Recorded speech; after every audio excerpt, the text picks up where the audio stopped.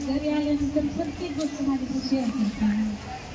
काय झालं काही नाही झालं, कुठे गेली कुठे नाही, प्रत्येक गोष्ट शेअर करत राहते.